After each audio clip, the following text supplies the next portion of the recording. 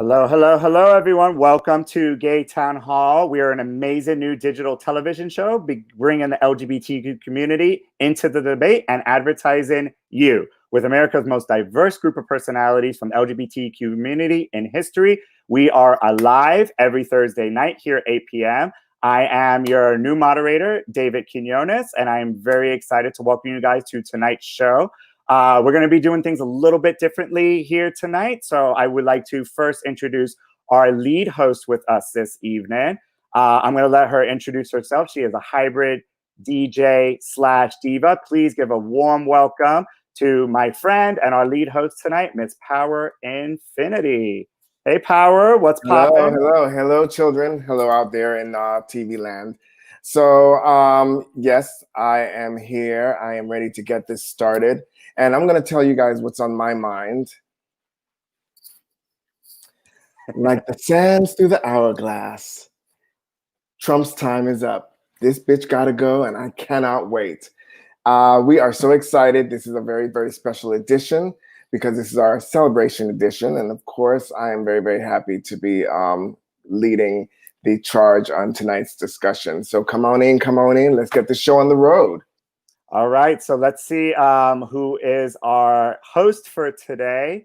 We're going to do this in alphabetical order. So first up, he is the gay guru. You all know him. Let's give a warm welcome to Al Ferguson. Al, let America know who you are, where you're from, and an interesting fact about yourself. Hey, David and Power. Happy on working on this new format. What's on my mind? I'm Al Ferguson, gay guru. I'm the host of Q News Tonight and the moderator for It's Happening Out, the most popular live gay television show in the world. What's on my mind this week is Trump's revolutionary network. All of the ridiculousness that we're watching from Donald Trump is not to be the next president. It is to prepare and screw everybody that he's always screwed. And the number one screw that he's going to do is Fox News, because everything that he's doing right now is to set up Trump Revolutionary Network. He's going to be a new cable channel, and he's going to say, screw America. And that's what the delay is in terms of trying to get certification in the election. He doesn't care about that. He cares about what he's going to do next, and that is cable television. That's what's on my mind. All right, and we have one of our callers here, Ty Hauser, wishing us have a great show. Thank you, Ty. Thank you so much. Hey, Ty. All right, let's please welcome the beautiful Amber Taylor, everyone. Amber, welcome. Hi, tell us your name, where you're from, a little information about yourself. I'm your local lesbian here in Wilton Manors with Big Dick Energy. I'm also a lesbian mom, realtor. What's on my mind tonight is the Parler app.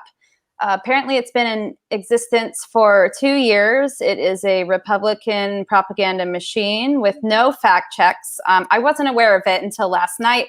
I took a look at it, and it's very scary what I found. We'll talk about that later. I'm interested to hear you guys' feedback. Convince me otherwise that it's not a propaganda machine. All right. Thank you so much, Amber. Up next, we're going to have the lovely Angie Oz. Let's welcome Angie up into the mix. Hey, Angie. Hey, Angie Oz in Palm Beach County, but moving closer down to Wilton Manors at the end of the month. Limitless vegan, human rights and animal activist, environmentalist, Mother Earth land preservation advocate, clairvoyant, clairsentient, nature and Buddhist, energy alchemist that practices mediumship, light work, and more. After the show, search Vegan 2020 on YouTube and watch the trailer. Awesome. Thank you, Angie. Up next, we have the very handsome Colby joining us. Let's please welcome Colby Melvin. Tell us your name, where you're from, and what's on your mind. Colby Melvin. I'm from Lafayette, Louisiana. You probably know me as that guy that's usually naked. Yes. What's on my mind this week is spontaneous combustion, because that's what I thought was going to happen when I found out Donald Trump lost. But what the hell is up with that? Well, we'll see if the combustion does happen. All right, up next, we got Gordon joining us on the screen. They don't have that rainbow flag behind them, but that's okay. They're joining us live on their computers. Please welcome Gordon. Gordon, how you doing today?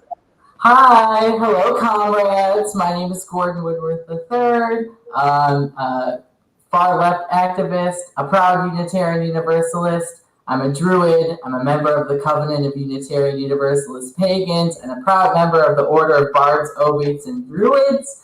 And what's on my mind this evening is the election that's going to be happening in Georgia in January, because the outcome of that election will affect us all for a generation, basically. So hopefully the Democrats will win and then make DC and PR states so that the Republicans can never win another election again.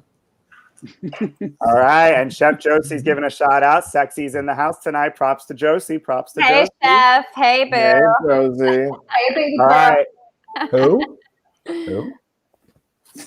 What Oh, did now you call play it? nice, Al. Play nice. All right, up next we got Mr. John Holt jumping on the screen here. Let's welcome John. Hey, John, tell us your name, where you're from, and what's on your mind tonight. Hi, my name's John Holt. I live in Dade City, Florida, in the largest gay community and gay campground called Sawmill. And what's on my mind tonight is the second wave of coronavirus. And where am I going to hide for the next 2 months until this vaccine comes out? Yes. Thank you. Thank you. Y'all trust the Not gonna vaccine? Okay. Not going to be in Sawmill.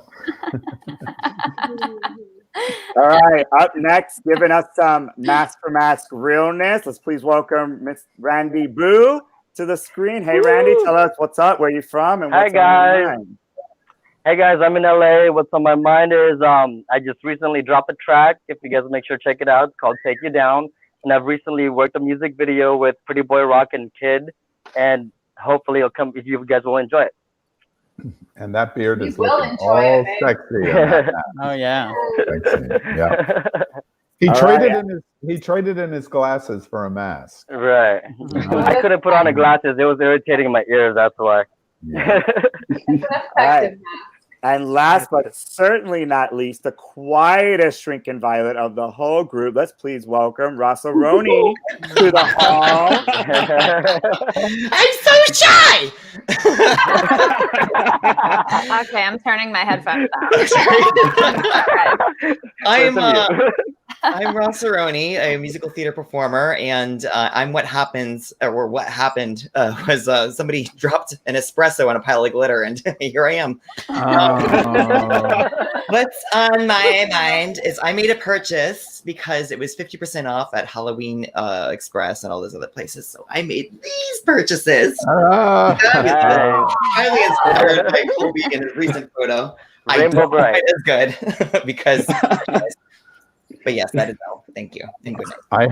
I had incidentally, David, I had dinner with Ross Aroni Saturday night, and then he had dinner. We had dinner with Ty Hauser, a town hall host at Bubbles and Pearls, Chef Josie's restaurant, and that's all he wore was those socks. Nothing else. That's freaking I bet you wild. got good service.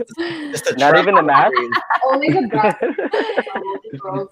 If I were you, Al, I'd save my dinner money because you still owe me dinner. Oh, no, that's right. Oh, that's my, for those who don't know, that's my boo on the screen. He said brilliant, so power. He liked your comment. Good job.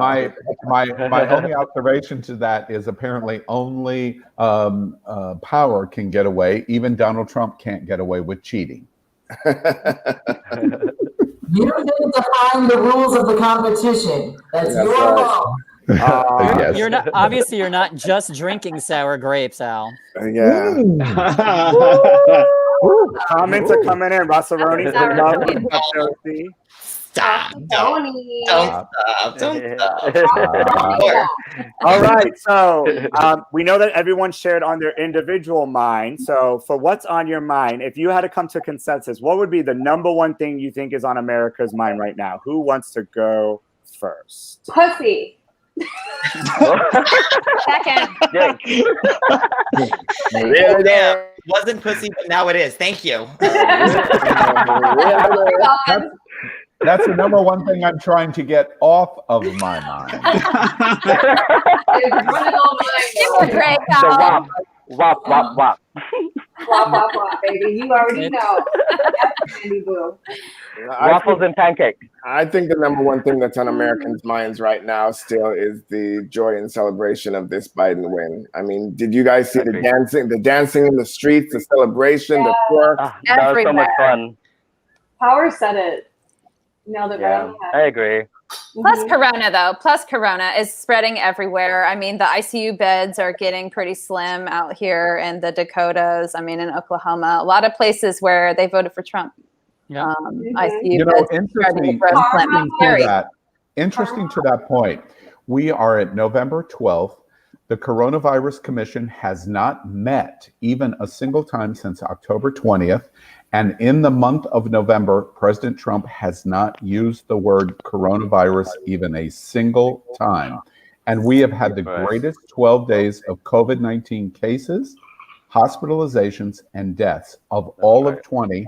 And Trump hasn't said one word about COVID-19. Yeah, and tonight, California became the second state to reach 1 million people with coronavirus. Yeah, I heard we were going to shut down again for another 2 weeks.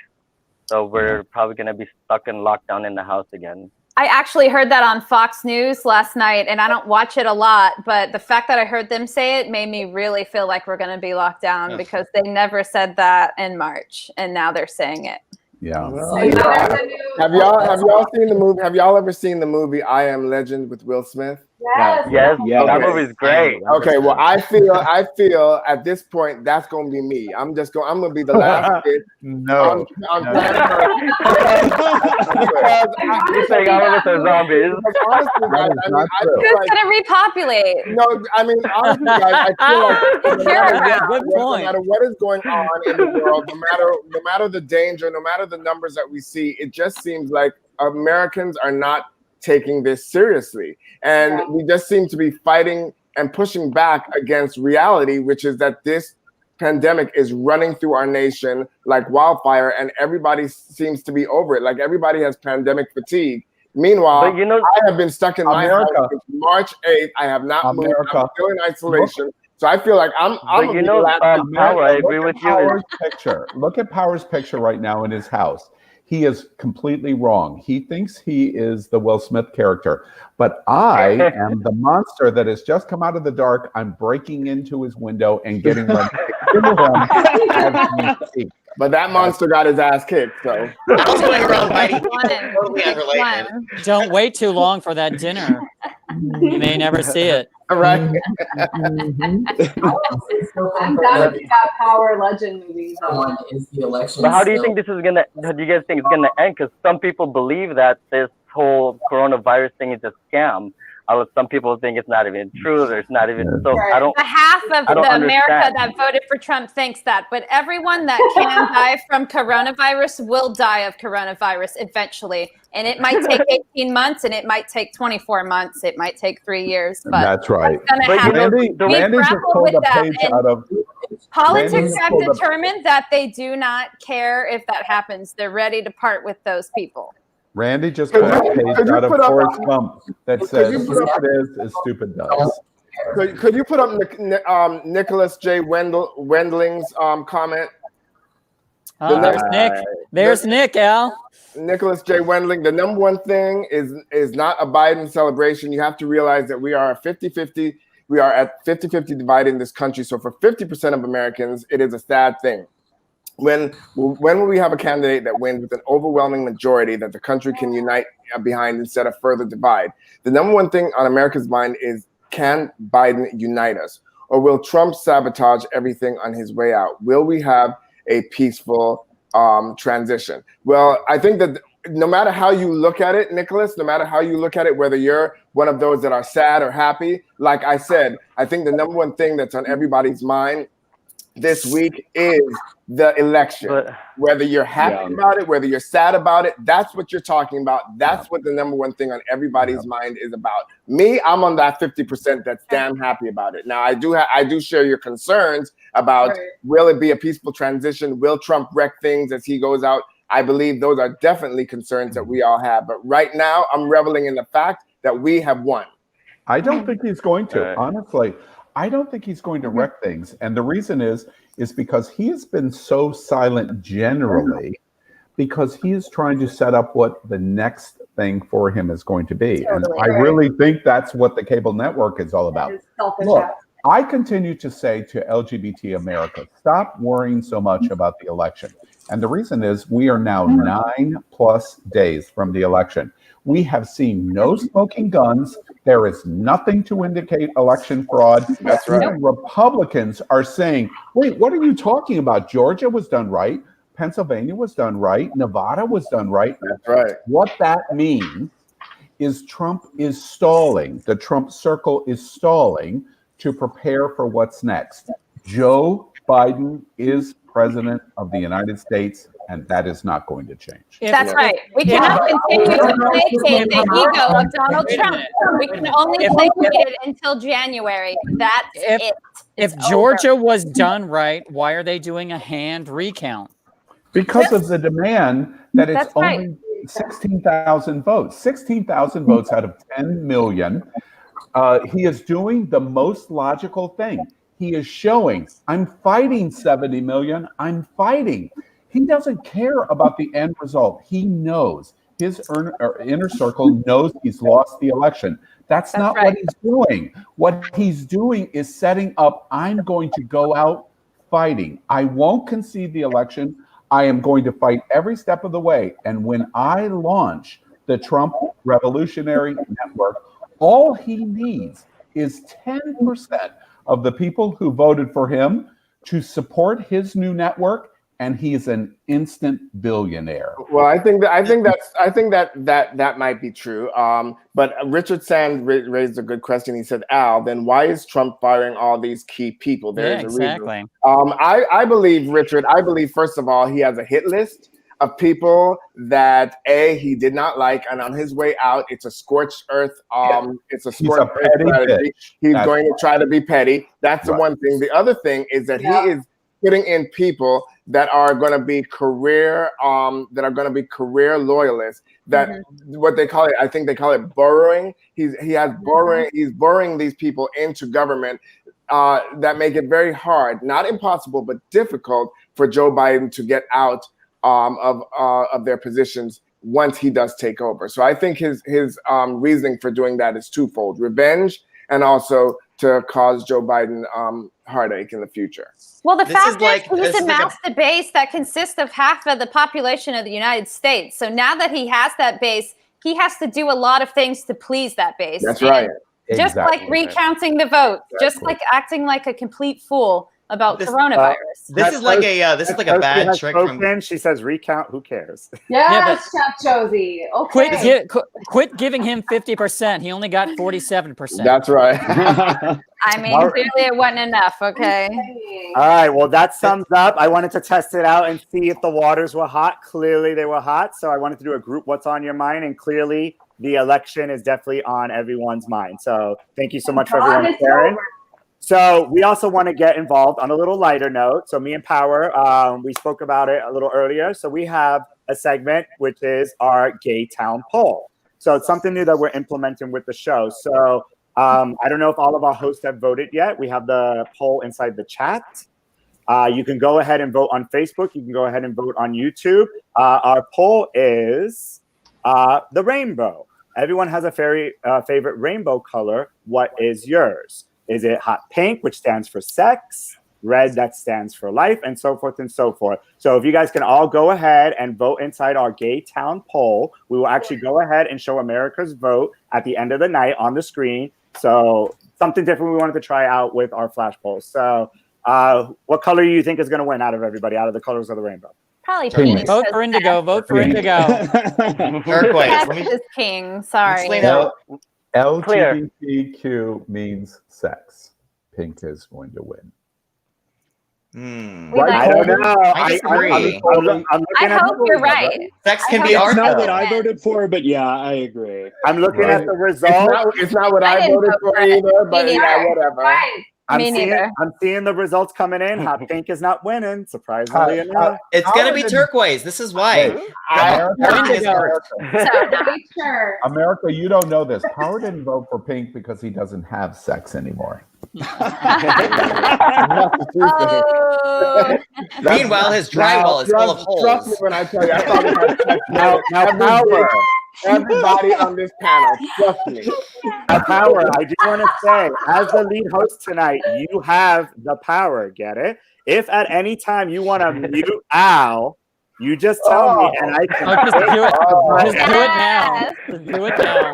Well, why don't we get that out the way? Throughout the whole show. Yeah, All let's right, wait. exercise that for the rest of the night. Just for fun, let's test it. Yeah. That's the most wonderful thing ever. Power, how does it feel to have the power? Oh, it feels so wonderful indeed. Love it. All right, should we unmute Al? I guess.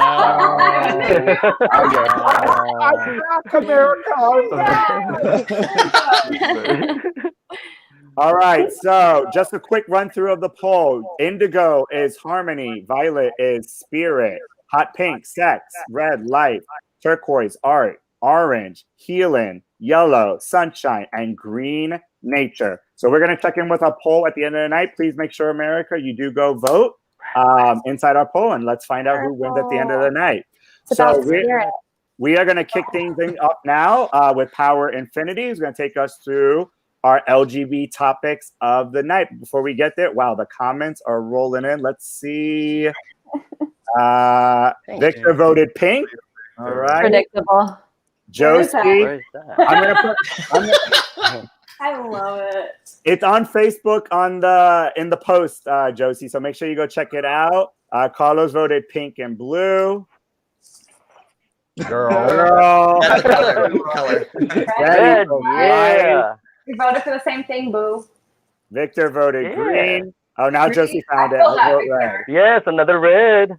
I feel Where's that, my Victor. love for the turquoise? Oh. What's the red again? Wait, what's red? Life. Red is life. Okay, well, yeah, that's All right, And Dylan, what a great Dylan. picture. Dylan Dylan. and I voted What on about the same spirit thing. that lives on after life and sex? I voted Red. indigo too, Michelle. I Love voted and hate. indigo too, Michelle. Indigo, yeah. All right, so let's turn it over to Power. She has the power. I know she's going to get sick of that pun by the end of the night. All right, so we're going to turn it over to her. And she's going to take us through our very first topic of the night, which I'm going to put up here on the screen. Our first topic is something about life. Richard, can you help me a minute? Mute. Are you all right, child? Okay. All right, children. So the first topic that we're going to be discussing is called I called it the sexual comfort zone. Everyone has different ways of cruising or picking up. You know, some, like me, prefer bathhouses. There's some prefer sex clubs, some bookstores, some online dating or meetups. So the question is, what's yours? And before we get to the rest of the panel, I actually would like some education from our lesbians on the panel, because I know for us guys, we have a lot of options when it comes to cruising. But I've always wanted to know, like, when lesbians get horny, like, do you guys have like a grinder? Do you guys have like a lesbian bathhouse? Like, what do you guys do? So tell me, what is your comfort zone? I want to tell you so bad. Okay, there is actually, I've heard of an app. It's called Scissor. That's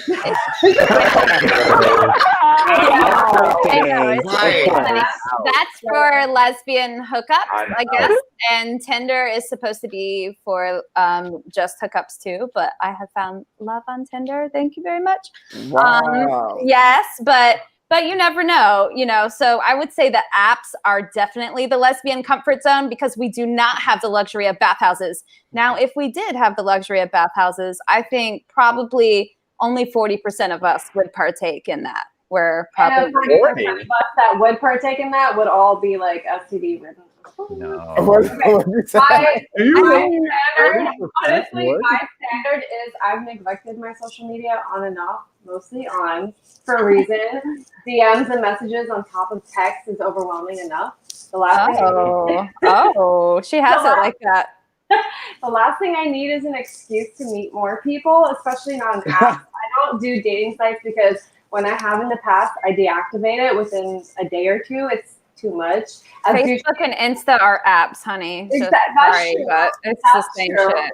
That's a good point. As douchey as it may sound, my cup overflows with infinite waters and I'm tapped out. My sexual comfort zone is whatever falls on my lap at the beach, the gym, the elevator, the comment section. Typically, the Home Depot. Yeah, okay. The Home Depot. Hi, we do not go to Home Depot. It depends on what your type is, I guess. Touche.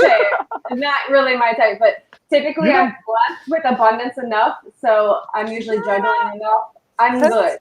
I'm falling good. out of the sky. It's funny to me, before we make all kinds of, like Ty Hauser just did in terms of the Home Depot or the camper jokes, how did Gay Town Hall get like two of the most beautiful women I have ever seen on the show tonight? You two are absolutely... Al, stop talking about me that way. Oh my God. We're trying to bust open that stereotype that we all look like lumberjacks. There's three. Rostaroni. I like fans out here. Keep touching your hair, dude. Keep touching your hair. Michelle Bonewood said, I prefer to meet women in person, and sorry, the women I like don't shop at Home Depot. Okay. No, shop at Lowe's. You got to get it right. Yeah. Yeah. Feel that, Michelle. So for the rest of the panel, like, what is your comfort zone? Admit it. I actually have a very strong opinion about sexual comfort zones in our community. It's actually one of the biggest issues I have with our community. You know, a lot of my career, I have been in my underwear, mostly naked.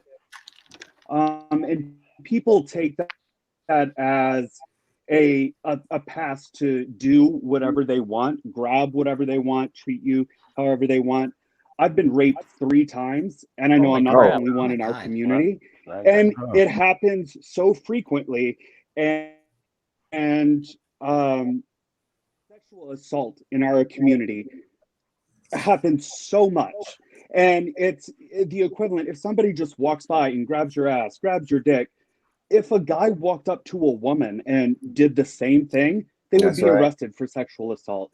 And I think that it is a huge issue in our community, and as men, we're just kind of, okay, you have to compartmentalize. It's normalized and it's okay, and that's not okay. Not okay. I agree. That's it. That's awful. So that said, what is do you have a comfort zone at this point? Yeah. Well, I think no matter gay, straight, male, woman, unless someone gives you consent to touch them, it's not okay. No one is asking for it, and you do not have the right to do that to someone. Totally. Period. But if you're looking if Colby's looking for love or sex, are you in an app? Are you... do you prefer meeting people face to face, you know, organically? Do you, especially with what you've gone through, Colby, that surely has to shape the way you view meeting people. So how do you now feel most comfortable when it comes to actually meeting somebody? Is it through an app? Do you prefer meeting them face to face, like just meet up and drinks? What is for you? What is your comfortability when it comes to how do you meet people? So for me, on apps, I do have the apps. I do have a boyfriend. I mainly use the apps for finding people to shoot OnlyFans videos with. But I go into the apps thinking that everyone's a catfish, because like 50% of them are. And I mean, I found websites and forums that they have these entire threads dedicated to creating fake accounts to get personal pictures, personal videos, all this stuff. So I don't take much stock or take it very seriously. I prefer to meet people through mutual friends. And I know that I'm going to get along with someone if they address me and introduce me as just Colby. When somebody treats me as Colby Melvin, I know that they're not going to get closer than an arm's distance. I won't let them. You know, because at the end of the day, I am just a regular human being, and that's exactly how I want to be treated. To that point, I just in this last week, Colby was in Flipboard, which is one of the most popular news aggregate sites in the world, and Colby Melvin's name was in Flipboard. And of course, I follow the news, doing Q News Tonight. And I text Colby to say, Colby, congratulations, you made Flipboard. That's an aggregate reflection of a picture that he had done in Instagram. And there was so much response to it, it made the news. And I text Colby and say, congratulations. And he goes, I really don't even know what that is or how to find it. And that's exactly, I think, the point that he just made. He's Colby, but his brand is Colby Melvin. And they're two different things. So much. And the rest of you hoes? Well, I would love to hear mostly- from, let's get Russelloni in on this. John. I want to hear from the Yes. host one. Okay. So, I mean, it's been mostly apps, but just, it's been more along the lines of like this election as of late. It's been that's not 8 inches. I demand a recount. But I consider myself pretty vanilla in my sex life. If it's not involving ice cream, I don't want it. Really, dude? Is there a cherry on top of the sundae? There's no cherry. There's not been a cherry there for Give us years. something, No. Ralph. Give us something. But a lot of chocolate Oh, Okay, Rob. Oh. and a lot of nuts. John, what say you?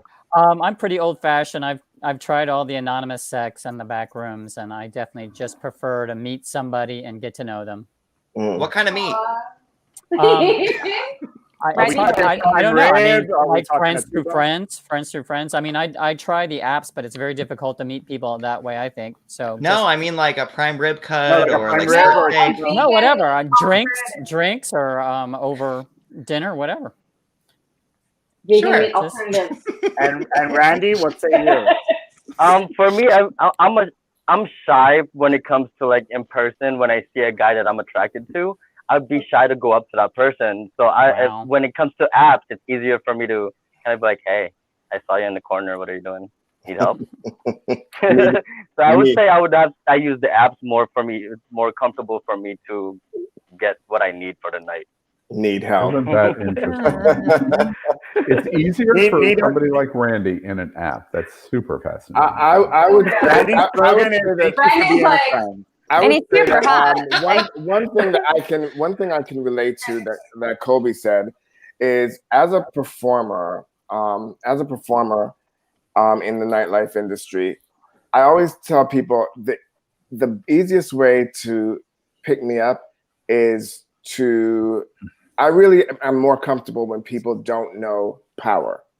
When people are interested in Dale, then that puts me at ease because I know that they are not there for the brand or for the image.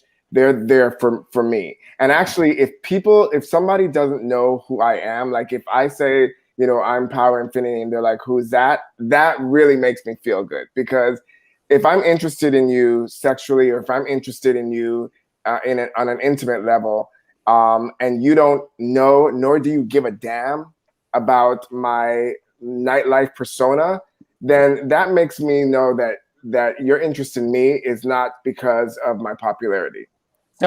So what you're saying is that all the stalkers now need to make sure they don't mention your persona when they're trying to pick you up. That's all you gotta do. You just gave them a strategy power. That's all you gotta do. I have to say I have a little bit of a different perspective. Now I'm the oldest in this group. I have never been in the apps ever in my entire life. I have body shaming issues for me. I went through most of my life where I, like many people my age or in their 40s and maybe even younger, where they body shamed themselves and said, well, and arm's length. It took me a long time to embrace, wait, I have a lot to offer and can be fun. And so as a result, I worked on the skill first in communication. So I'll sit down. I'm really good at being in a bar and sit down and be the first person to introduce and talk to the person. And frequently, if the person's very interesting, it's very successful. And of course, I have some other benefits in terms of One big Can you share photos? No security. right? But it's a different situation. I think it's funny in terms of Colby's reaction, in terms of in a very negative way that he is approached, or Randy, who is more comfortable in an application in terms of speaking out. For me, because of body images and age-related issues and coming to it late, my skill development was completely different than theirs. But it doesn't mean that, you know, I can't have a rich and rewarding relationship situation, which I do. So I just think it's interesting that we come to it in different ways. Yeah, I think the sexual personas that these other guys have really make it difficult for them to meet people, because people are so about their sexual persona that how do you find people who don't know that, especially as big as Colby is? Yeah. And also, by the way, let's not get away from this topic without saying the LGBTQ community, especially gay men, we are so obsessed, we are so thirsty on image that it modifies the reality of what is real and what is not real. Our pursuit of thinking what we want and the reality of what we can do or what we think we are is frequently a disconnect. And it harms us. And the other part of that is age. So when I think of what Colby is saying and things like that, I'm like, someday, girl, you're going to be old and it's going to be tough to get anyone to talk to you. So Yeah, right. don't be too worried about it. Colby, I just want to say, Colby, there's still hope. When you get older, there's still hope. There's still hope. Well, according to Nicholas, I can confirm that Al is good at initiating conversation to complete strangers out of the bar. I told you guys what his pickup lines were already. You're very interesting and you're very cute at work every time. Do you just pull out 100 every time you walk up to strangers? And they're like, okay, what are we doing? Where are we going? Well, Rachel, that's what you and I met. So I want to pose a question. So we've heard everyone else speak. What questions would you have for Power about her sexual comfort zone? Anything you've always wanted to ask? Al has that face like he already knows. Are you a top, bottom, or first? I'm versatile, and it's been a journey to get to that, because when I first started, I started out as totally a bottom, and then through sexual explorations, many trips around the world, many encounters, I've definitely grown and evolved into the super stud that I am now. He's the verse. She's the verse, chorus, and the cadenza. We celebrate you. I have a question. My question for Power is, from your persona in the 90s to now it's 2020, do you miss the persona of who you were sexually in the 90s, or are you comfortable who you are today? Do I miss the persona of who I was in the 90s? And are you comfortable with it today as a result? Because you're not the person you were in the 1990s. So which one did you like better? I don't know. I mean, I think that, you know, when I was in the 1990s, I was really besides the drugs, right? Let's set that aside. But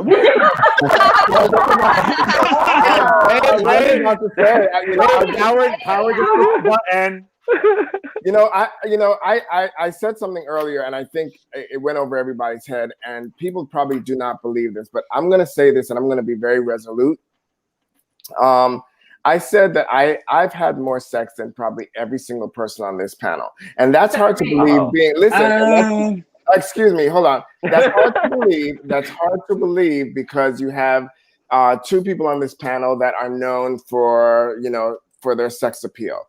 But I have really, you know, I used to be really sexually obsessed. On top of that, I did a lot of world touring, you know, when I, especially in the circuit scene. I was on tour almost every single week for years. And one thing about me is I used to have this thing where I would make it a point to visit every bathhouse in every country.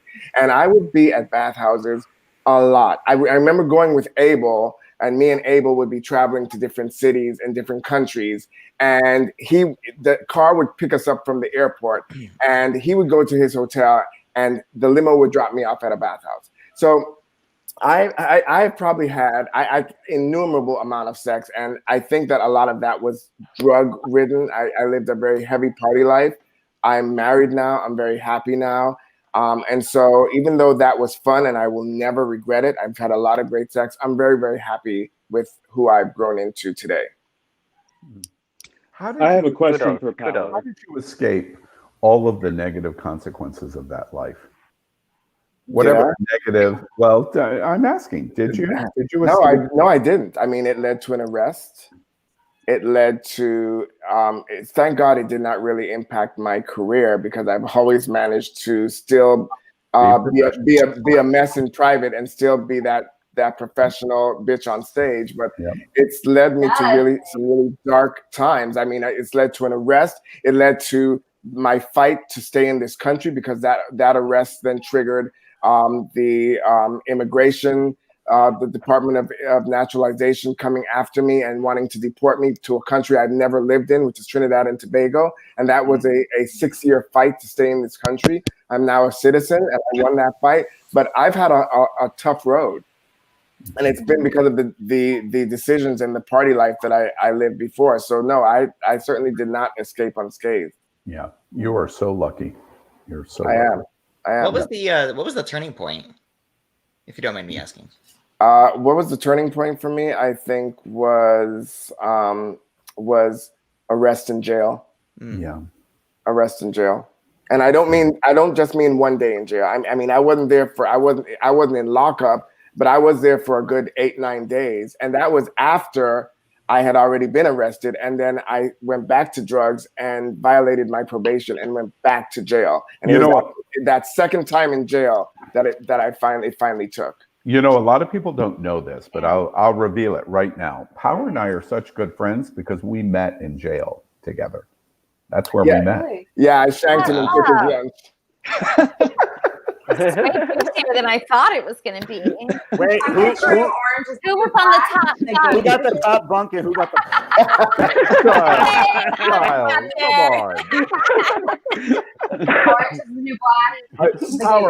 Power, I want to say this. I've never said this to you. I really admire your journey because you were super successful in the 90s, and all of that pales in comparison to who you are today. Just a quick note, who you are today is way more important than where you were in the 1990s. Thank you. Are you reading Nicholas' question? Yeah, how did I get clean? Actually, how I got clean was I was forced into getting clean because part of my rehab was drug rehabilitation. Yeah. And when I moved up here to Central Florida to be with my now husband, I had to continue that rehab. And then also I was grounded in strong faith. Thank goodness I was raised, even though I departed from my church roots, I was raised in a strong faith. And so that faith was something I returned to, and it helped to carry me through. That's my testimony.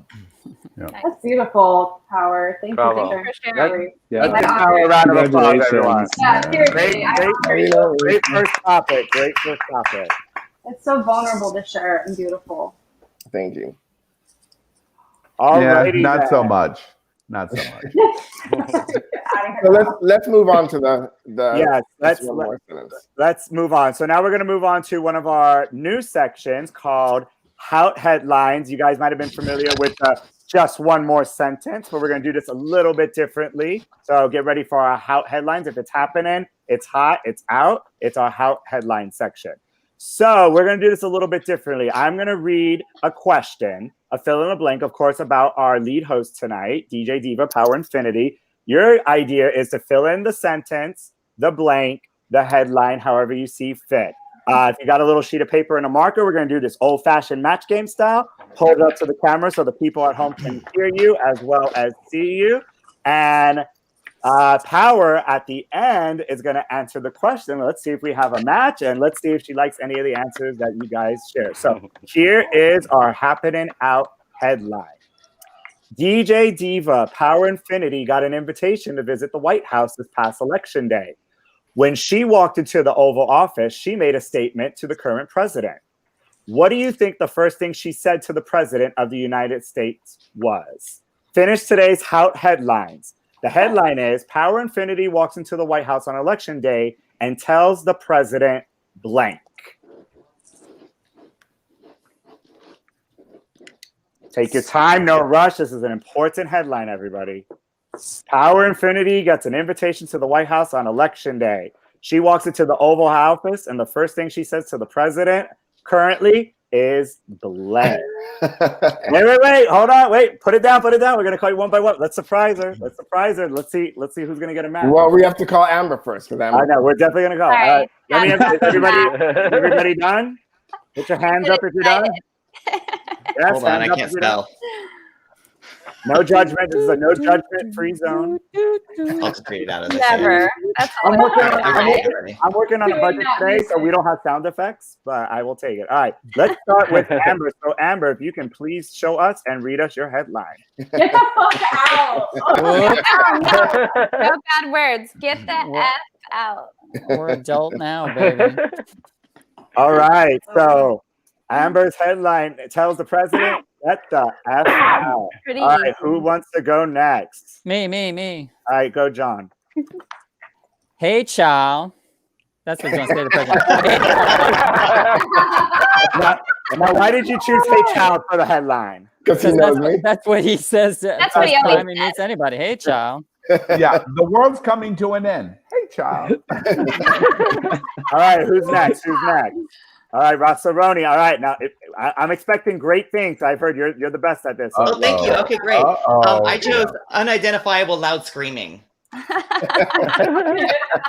Are you there was a implying lot of build up? Are you implying that power is loud or unidentified? No, it's just I feel like there was just so much build up to this moment. That just maybe thoughts would collect and they would try to come out, only because I myself would have this problem with people. And I feel Rossaroni is accurate. Oh, thank you. I thought it would work better, but never mind. All right. Drama. We got Angie. All right, Angie, tell us what your headline is. Power Infiniti walks into the White House on election day and tells the president what? Who are you and why are you sitting in my seat? Power. I don't even know if we got to hear the rest. That sounds like a match to me. All right, who's up next? All right, Colby. I'm sorry. What does she tell the president? Bye, Felicia. Yes. With a snap. Now, is Felicia a friend of Power, or are they not friends? They ain't friends. If they saw each other walking down the street, would she give a second look? That's a hey, child. Hey, child. Who are you and why are you sitting in my seat? All right, I think Randy's ready. Randy, what you got for us? I thought it was, I didn't know if it was the current president or it was the past President Trump, but I saw that it's on election day, but I said, yes, bitch, for Biden, that is, for Biden. Yes, bitch. And if you were to say what the answer would be for the current president, what would that answer change to? For the past one, I'd be like, get out of my seat, or get Yes. out. Thank you, Randy. Okay. All right, we got to save the gay guru last before we go to our lead host. So, gay guru. So Power Infiniti walks into the Oval Office and says, "Hello, Mr. President. I'm looking for Raid, and I'm looking for the roaches. Oh, here's the roach in chief." Oh my god, that was so beautiful. Poetry. That was like poetry. Now, Al, does Power have bugophobia, or does she not like a bugaboo? No, a lot of people don't know this. Over the last year, Power has made $24,672 for Raid. Wait, how much? Repeat that number. $24,762. Because he has said Raid as a brand in every single thing he's done for the last 12 months. Roaches for Raid. Okay, can we give Power a round of applause? Can we take a moment, please? All right, so Power, we got a couple of audience members chiming in. There was a couple of thank yous. Thank you for sharing your story, Power. Yes. Thank you. We got a GTFO. Yeah. And Michelle's That's regarding the president. Well, we got You Are More Orange in person, and you're Bitch, you're fired. fired. I thought about that one. You're fired. The apprentice is asking for He's got a lot of love tonight. So, Power, lead host, tell them what it is. What would your answer be? And let's see if we have a match tonight. My answer would be, you about to lose your job. So I think we have a match there. Oh, isn't that what I wrote? Hold on. Isn't that what I wrote? Let me just put this back together. I know, Michelle. I only got two. I got 2 fingers, and the other 8 are busy. I'm sorry. I'll try to keep up. Michelle. I love Michelle Bonewood. She always falls through. Always. Wait, but Power, from what you remember, what was your favorite answer, if you can? Oh, I love them all. I love them all. No. Wait. Do we Let me know take mine Power back to be- together. I'll send it to you. I want you to look at it again. Do we know Power to be DC, or we want her to choose? Which one? Yeah. Which one, Power? I'm not going to play that game. Yeah. I love them all. Come on, Power. Who's your favorite? Who's your favorite, Power? I won. That's it. I'm obviously the winner. Politician answers. Well, Move on. in honor of the TV show that we're not going to talk about tonight, and the winner is Who Cares? All right, round of applause. That was just for Al. All right, so we're going to move on now to a new section that we have. So obviously this is a community town hall, and it's all about being alive. So we wanted to include some of our audience members. Every week they're going to submit a video question for our lead host, and then a week or 2 later we're actually going to invite them onto the show as a guest host to join all of you lovely people. So it's going to be a way to get people from all across America joining us on our show. And this segment we like to call our Gay Town Hall Alive question of the day. Wow. So Power has not seen what this question is. I kept it very secret and hidden. The question comes from Dylan Sight from Chicago, Illinois. He's doing a watch party right now. He was just texting me saying, come on, let's see that video. So I'm going to go ahead and play this video for Power. And I think it's going to lead into your second topic. So I'm very excited. So I'm going to play that video for you. And let's see what your answer is. Give me 1 second. There's a lot of buttons to push on. Look at how cute Power is. Everybody. But the ice cream machine is And so I love the outfit. No. And here we go. And the gloves. Hi, my name is Dylan Seitz. I'm 27 years old, living in Chicago, and I am a writing contributor for the LGBTQ publication of Grab Magazine. My question for Power and Infiniti is the following. In a nation with noticeably escalating racial tensions, do you think that electing a rich white man and a cop to the White House is an act of violence against people of color and might reinforce white supremacy? All right. Thank you, Dylan from Chicago. He did a little bit of research and he's like, I think Power would appreciate this question. So Power, what's your response for Dylan in Chicago? Well, I don't think that it would kind of reinforce white supremacy because of the fact that Joe Biden, as many mistakes as he has made, he is the gas king. He certainly has gained the trust of the Black community overwhelmingly. He served under the first Black president. He has certainly been very, very quick to denounce white supremacy. And I think that when you compare it with the president that we just finished voting out of office, I think that sends a stronger signal to white supremacists that we are moving on and moving past their 4 years of pride. We've had a president that has signaled to white supremacists that it's okay. He has empowered hate groups. He has made people that are bigoted feel like it's all right to be who they are and to espouse their ideologies. And so to be able to have the first woman of color as his vice president, that in and of itself is such a strong signal. Yes. It's such a strong and powerful message. Kamala! And I mean, and somebody that, you know, during the debates when they were asked to denounce white supremacy, you had one candidate that absolutely not only could not, but he actually went ahead and encouraged all them out. a hate group. Right. And you had one person that had no problem actually saying that he denounces them and calling them out by name. So I think that it is a move forward, or at least a move back to the norm of what America should be, which is anti-racism. Couldn't have been a better answer, Howard. Yep. Well said. Thank you for that, Power. Anybody else would like to thank you, chime Dylan, in for the question. Thank you, Dylan. Round of applause for Dylan in Chicago. Thank you, Dylan.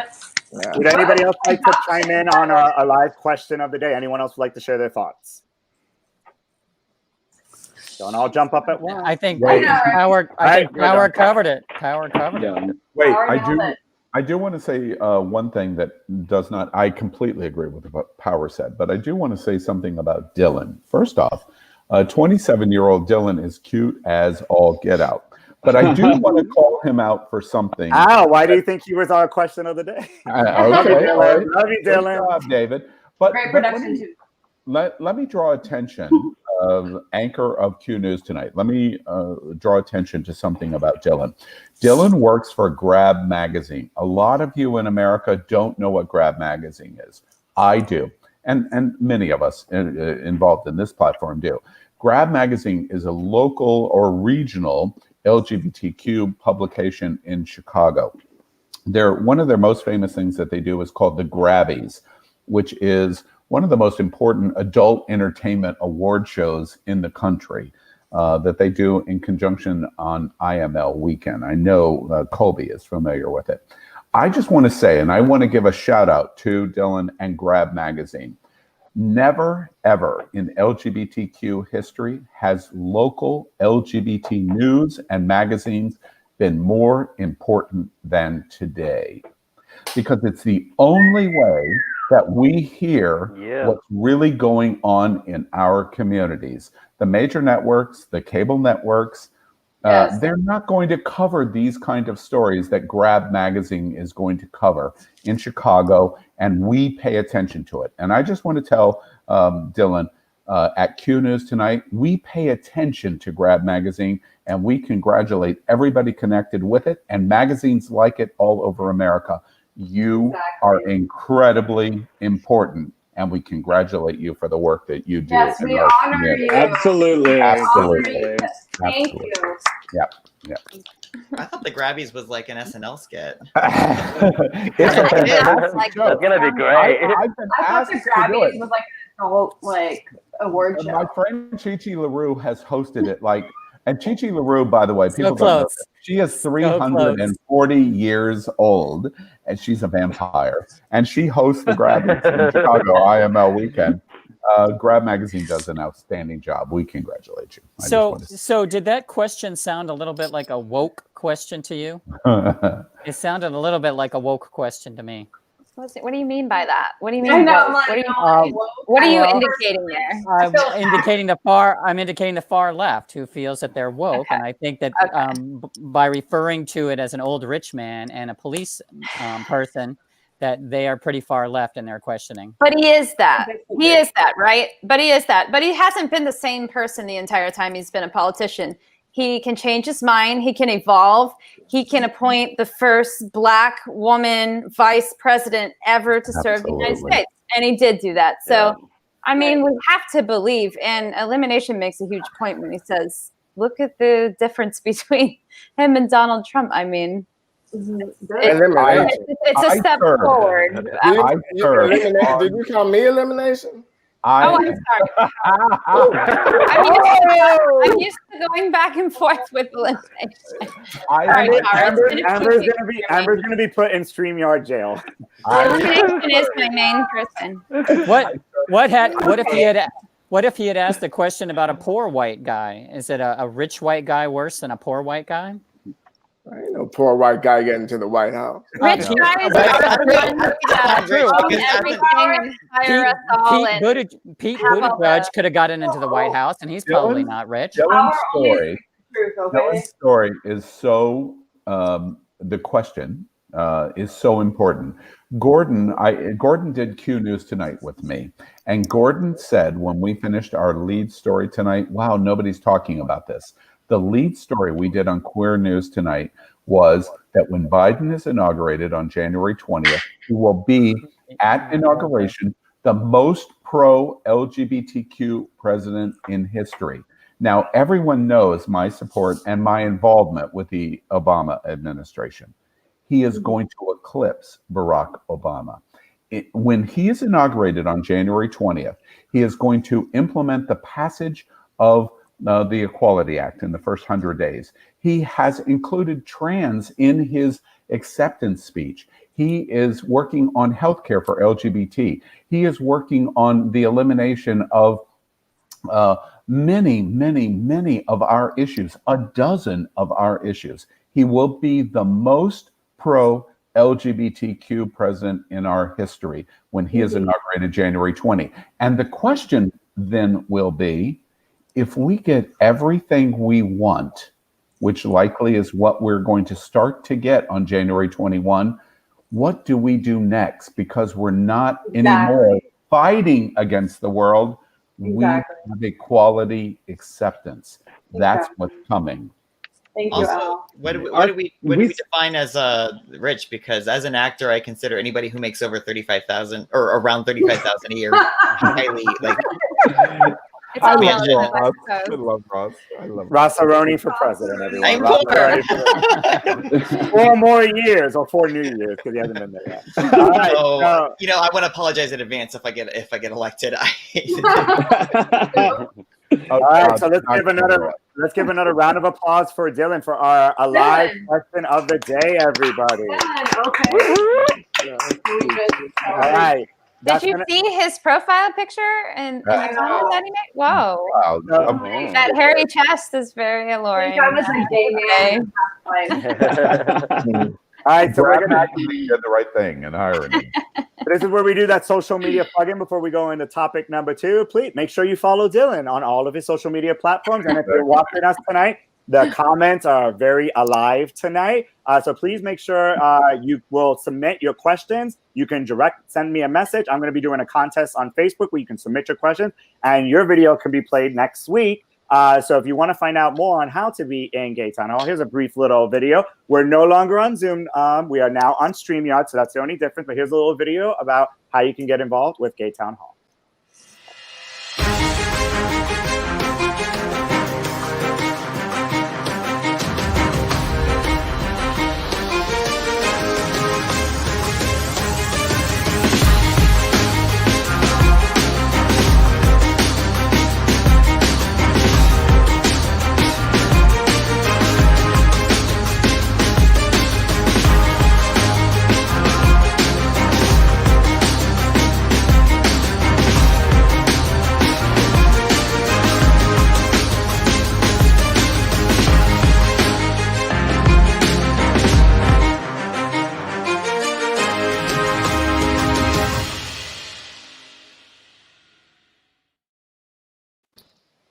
All right, America. So now we're going to jump into our second topic of the night. Our second topic deals with business or politics.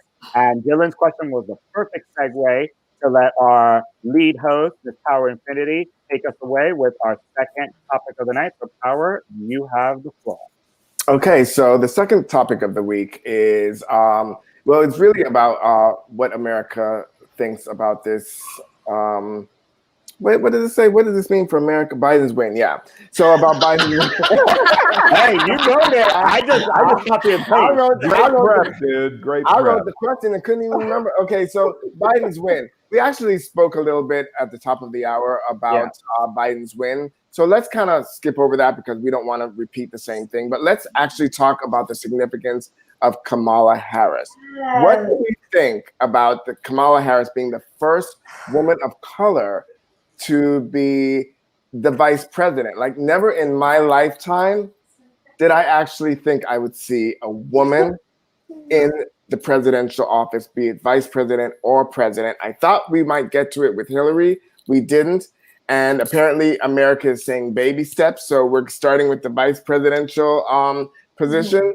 But, you know, her nomination and her rise to the vice presidency really makes me believe that anything is possible. Like, what next? A gay president?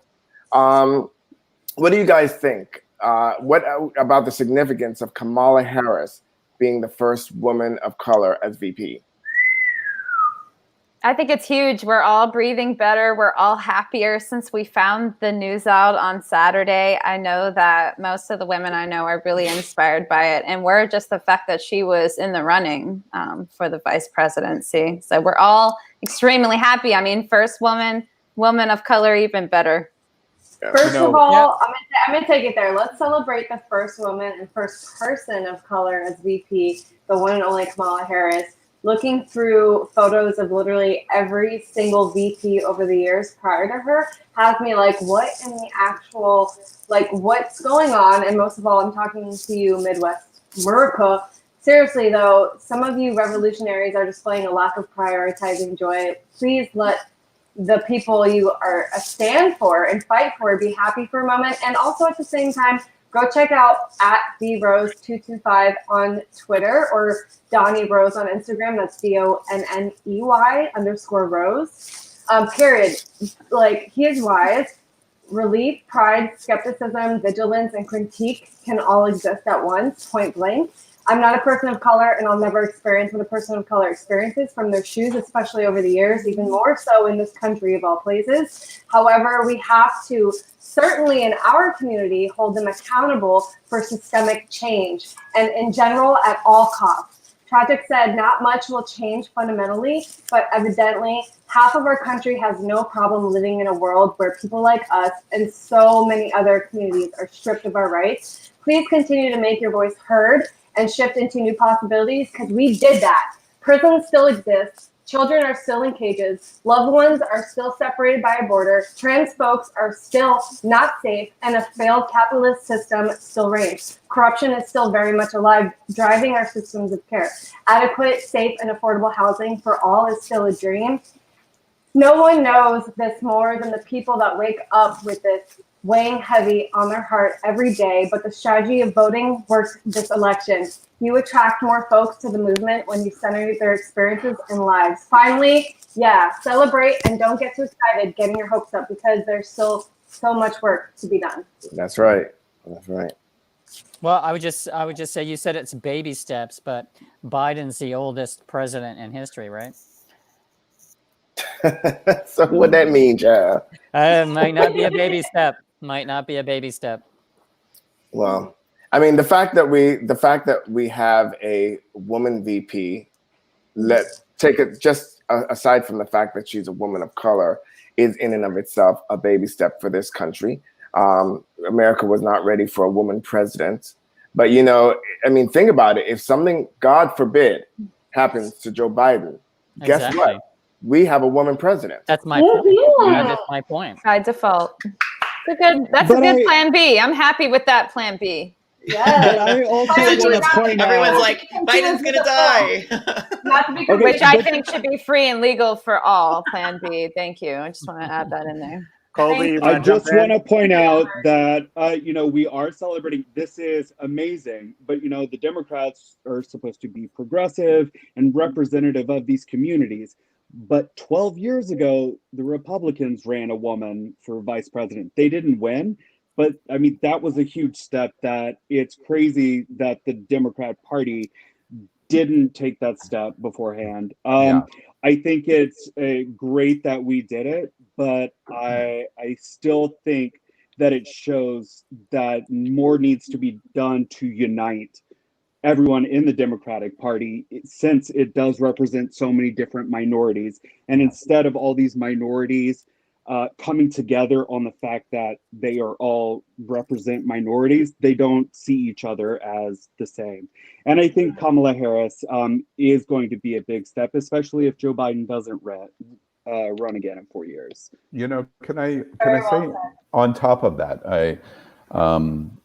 at the risk of being contrarian, let's say we don't care that she's a woman and we don't care that she's a person of color. She's still going to be one of the most significant vice presidents in history, and here's why. I read a very interesting article that says our president and our vice president we want to identify with. And that's the most important standard. And in this instance, our LGBTQ community is going to identify with Kamala Harris, for two reasons. First off, she has a chief of staff that she started right from the beginning that will be with her for the next 4 years, who is a Black LGBTQ woman. Mm-hmm. And that even says more than the significance of Kamala Harris being a woman and a person of color, because she has a representation to the LGBTQ community. So we can identify with her. Second, the most important thing, and we reported this tonight on Q News tonight, and I think it's super important. We report it in a tongue-in-cheek way, but I think it's super important. Kamala Harris last October, while she was running for president, went to West Hollywood and to the Abbey, one of our iconic nightclubs in all of America. And she came there to represent her support of the community. And what did she do? She is filmed with Shangela popping the Hallelujah fan. And we showed the video of Kamala Harris doing that. It is such a significant representation of how we can identify with this vice president-elect. She's one of us. She's appointed people who are going to lead and work for her, who is one of us. Therefore, we can identify with her. That is why for the LGBTQ community, up until this cycle, she is the most important vice president in history. And when the point of that point is contrasted to the homophobic vice president of the governor of Indiana over the last 4 years, there's no comparison. No way. No comparison at all. Very true. Yeah. I believe only on Facebook, but regardless, please read what Michelle Woods is sharing in the comments section regarding young girls having an idol representation to look up. Yes, exactly. Representation for women, young girls, women of color, anyone to look up to. I'm complete. That's it. And even more than that, my point is, and I agree with Michelle, but even more than that, whether you're a woman, whether you're trans, whether you're straight, whether you're Black, whether you're Indian American, whether you're whatever it is, you can identify with Kamala Harris because she represents all of us. And that's what she's going to do as vice president. And I make a prediction early. She's going to be the first LGBT embracing president, female president in the history of America. That's where her history is coming. Yeah. Thank you for that manifestation. Well said. Yeah. Yeah. And Michelle was bringing up about a Geraldine back in 1984. So she was mentioning that as well. About a Before I Geraldine. was born. You never heard of her? Geraldine. Geraldine Ferraro was It's all my Geraldine. favorite. Geraldine Ferraro, if it was today. I was just born, so probably no, I don't know. If it was today, we would love Geraldine Ferraro. It's all about timing. America wasn't ready in '84. Right. They were ready in 2020. Yeah, imagine what's going to happen in 24. Ooh, it's just getting good. It's just getting good. Yes, Carlos. Yes, Carlos. We see you were the one that brought it up. Yes. Stop eating animals. Right. Yes, Carlos brought it up. What else we got in the chat? Michelle. Yeah, Michelle, you're on fire, girl. Okay. Keep saying it. Geraldine Ferraro. All right. Power, you think we pretty much beat topic number 2 over the head? I mean, we definitely have already covered the two parts of, or the. Yeah, we touched this way before we did the What's on Your Mind. Hard not to. As Al would say, this is alive and anything can happen. And we got topic number 2 covered before we even did topic number 1. Right. So thank right. you, America. All right. So now we're going to have, well, let's see how this goes. So we have a new section that I am introducing here tonight. It's, you know, sexually pun intended. We're calling this the Big D. Who likes the Big D? Oh. I do. Everyone likes. Right. Thank you, Amber. Thank you, everybody. All right. Brought to you by the letter D. And that is because Amber has the Big D. Oh, this is true. This is true. Sizable. All right. So this is how Roll your eyes, Angie. I'm like, no, I'm saying because, like, girl. I had seen that eye roll. That's not funny. So one of the new segments I wanted to integrate, and Power gets the first have at it, is we're doing a segment called the Big D. So the Big D stands for the discussion and the debate. And it's going to be a head-on-head crossfire between Power and between our gay guru, Al Ferguson. So I'm going to bring everybody into the virtual room. The two of them are going to be on screen. Can I duck and cover? This is going to be so dirty. This is going to be so messy. Well, America, write in the comments. You think it's going to be a kumbaya moment, or you think someone's going to get into it? Let's just do it. Let's do it. So Power and Al are going to have an undivided, uninterrupted, just like the real debate, 5 minutes. Al will speak first, then Power, and then I will bring all of you back into the room where you guys can chime in on the discussion, and you will actually decide who won the debate, Al or Power. Mute yourself. Based on discussion. So I'm actually gonna bring everybody out of the room, so you'll be automatically muted. So the topic for this discussion of the Big D is unity strategy versus division war. All right, so let me go ahead and clear the room out for our candidates here. Give me 1 second. Oh, Power's ready. Power, are you ready for this? Yes. All right, I'm going to let you have it. Al, you go first. Power, you go ahead. You're going to have 5 minutes and go. All right, let's begin with the Saturday Night Live joke. If y'all are aficionados of Saturday Night Live, you remember the old point counterpoint. Jane, you ignorant slut. Yes. That's what I just said. All right. So our topic tonight is about what we do now. We won the election. What are we going to do? Unity, and is that where we're going to try to pursue forward, or we are just divisive warfare and say, screw them, let's move on. The only strategy we can have in our go forward is unity. Here's why. Only 61%, as much as we're celebrating, only 61% of the LGBTQ community supported Joe Biden. It's a stunning number. It's down 15 points from who supported in the LGBTQ community of Hillary Clinton. And the reason is because #walkaway, the log cabin Republicans, and Trumpsters have made significant inroads into our community. We can no longer completely count on unanimous support in our community for the Democratic candidate. And what that means is we've got to continue to evaluate, what did we do wrong?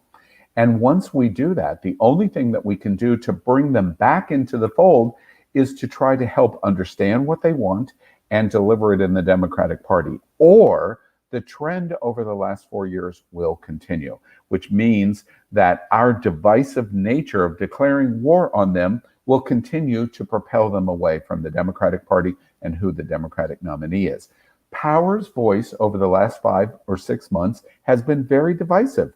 He has basically been a burn the entire field philosophy of burn you to the ground.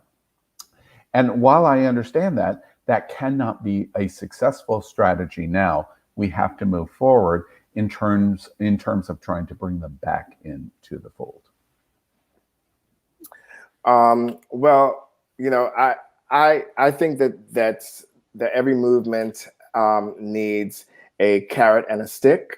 Our civil rights movement was not just one on Martin Luther King's peaceful protest alone, but was one on Malcolm X's philosophy of by any means necessary. It was won in part by groups like the Black Panthers. So I do believe that if you would like to be that voice of outreach and kumbaya, that's good for you.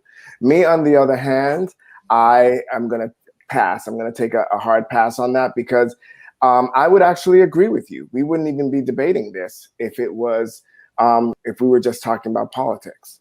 If we were just talking about politics, this wouldn't even be a debate. If this was a McCain administration, we wouldn't be debating this. If we were talking about Mitt Romney as president, we wouldn't be debating this. If we were talking about George Bush, we wouldn't be debating this. My issue is not with Republicans. My issue is with Trumplicans.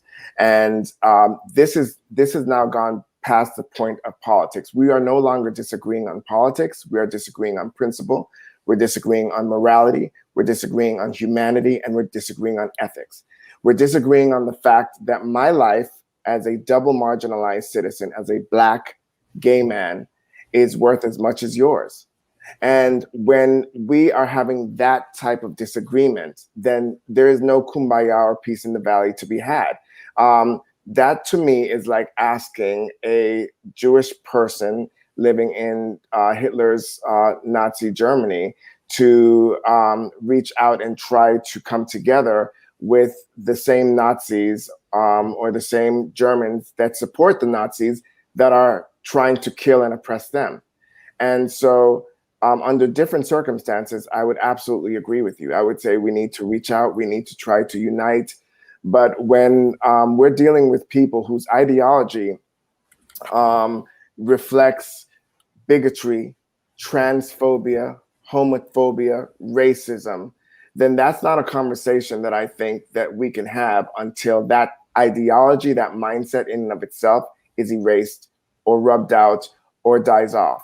When you have people like, you had the walkaway campaign that you had, or the walkaway debate that you had a few weeks ago, and they sat up there trying to debate racism. Meanwhile, they brought the biggest racist in South Florida to debate on their side, which was Elaine Lancaster. Let me call her name out so everybody can hear. Elaine Lancaster, who is the drag version of David Duke, while they want to sit up there and debate racism. You just can't have that conversation. When you have people like Andrew Brett, who is the president of Broward, the Broward Log Cabin Republicans, who we had to boot out of our page on It's Happening Out, our group page, for his Islamophobia.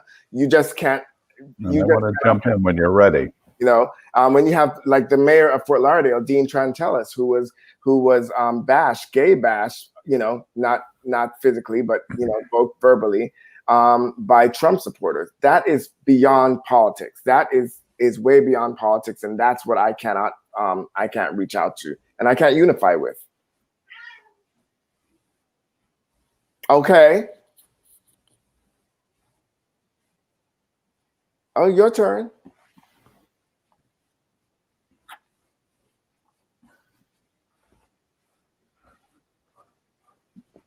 Can you hear me, Al? And I want to jump back in. The Powers observations, I understand, but he's living in the past now, and the past is only 9 days old. However, those observations, like the German example in Nazi Germany. What happened? I think Al may have lost signal. Well, I guess I won. Okay, so let's bring Oh, Howard, congratulations. You won the Big D. How's it feel? Well, let's see if he jumps back in. Yeah, he got booted out. All right, well, let's bring everybody up. Anything could happen. And Randy's back. Yay. Hey, right. Sorry, guys. All right, so we're going to take a brief intermission and get everyone's thoughts as they were backstage listening to the shenanigans. What did you guys think of the Big D? Oh, wait, Al's back. Oh, never mind. Sorry. The other, you want me to continue or you? Yeah, go for it. Oh, okay. The point that I was making is Power's living in the past, and it's only 9 days of the past, but he's living in the past. His example of Nazi Germany is like saying leading up to the defeat of Hitler and Hitler dying. But now Hitler's dead, and now we have to do something, and we can't publish, or we can't punish the Germans forever. We have to move on from that and find some way to improve German society, which is what Power's point is. And also, in terms of Trumpsters, 70 million people voted for Donald Trump. We can't ignore that. If we're going to have them moved into the fold, especially in the LGBTQ community, we have to recognize why they did it. And we need to try to find ways to accommodate what they need so they don't continue to be Trumpsters. And if we just overtly reject them because they are Trumpsters, then we have no chance, and we will fight to the bitter end in every election cycle going forward. And there's a better way of doing it. And the numbers indicate we possibly in LGBT are going to lose because our numbers are going away from us, not going in our favor. So I'm not living in the past because actually 9 days is not the past. 9 days is still the present. And that's the first thing. The second thing is I did say very clearly that until the ideology dies off, or those people that have that ideology die off, we can't move forward. And what you just said was that we can't punish the Germans forever. You're absolutely right. But that ideology and those people have now died off. It's a different Germany. We're not a different America. We're the same America. We're living in the same America. So right now, the past is the present. And the fact is, I feel that sometimes when people say that it's time to move on and let's kumbaya, and somebody else said that we fight hate and violence will only breed more hate and violence. I'm not here advocating for violence. I'm not even here advocating for hate. I'm just here saying I am not here to reach out to try to kumbaya with somebody who does not value my life. Again, this is not about politics anymore. I agree with Power's observation. Power is not the decider. I agree with the observation he just made. But in every election, we follow our leadership. And in this conversation about us moving on in kumbaya versus divisive war, we follow our leader. And our leader now is Joe Biden. And Joe Biden is saying, we expect more.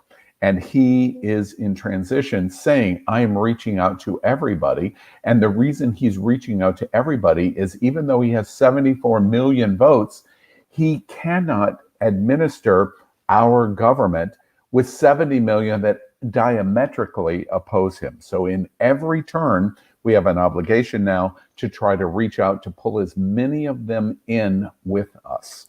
And so I agree with Power. He's not the decider, but Joe Biden is. And Joe Biden wants to broaden the umbrella. Well, that's what Joe Biden was elected for. Let him do that, and let people like yourself do that. Myself and others that feel the way we feel, we'll let y'all do that because I ain't doing it. I'm not here to reach out or turn the other cheek. As Michelle said, I'm not here to turn the other cheek 3 and 4 times to somebody that's done slapped all 4 of them. These 2 and these 2. It's not going to happen. But Power, everyone can dig their heels in the sand like that, though. Huh? How many cheeks? I got 4. 4. I got 4, and all of them been whooped. Real quick, I gave them cheeks to turn. A 5-minute debate turned into a 12-minute debate. So, round of applause for the big D. Let's start with our ladies. Amber, who do you think won that debate briefly and why? I hate to say this, but Al has it because it's true. We can't move forward and we can't affect change without everyone in the picture. And we got to grab them by the red hat and give them love and give them health care and provide them with human rights like everyone else and treat them as an equal, even though their beliefs aren't the same. And I get your point too, Power, but Al has it. All right, let's go with Angie. Angie, who won the debate? So the definition of insanity is trying the same strategy over and over again. And well said, both of you. Good points, honestly. But unity strategy always wins in my book. So Al wins in my book, though, because it's a strategy that's untried. But power, I hear you and I feel you, and I don't disagree with what you said. All right, let's go to Kobe. Who won the debate in your opinion? I'm going with power. Kumbaya is cute, but it doesn't work. Clearly. All right, John, who's your vote for? I would vote for power side, and I'll tell you why. I think they're talking about two different things. Power is talking about specific racists and people like that. And in Germany, after they defeated the Nazis, they put things in place that made Nazism illegal and anything mentioning Nazism illegal. And so he makes a good point. Racism and the things that are along that line should be illegal, and we should force that out of being able to be there. And Joe's reaching out to voters for the other side and for the rest of the family, but he's probably not reaching out specifically to racists. He's reaching out to the other 70 million people that are voted for Trump. So there's a little slight difference there, but I think power won that. All right, Randy, we're at a tie, 2 for 2. Who's your vote in for? I didn't really get to hear much because I was having technical difficulties, but from what I was hearing from what Alan Power Infinity was saying, I would have to agree with Power because there is a racism problem in this country. And Okay. All right, and last but not least, the most serious one on the panel, Rossaroni. Is there going to be a tie? Are we going to need a recount? So the person who won the debate was me because I had enough time in that very long 12 minutes to go take a shower. I peed, I made a sandwich, I shoved it up my ass, and I got back here.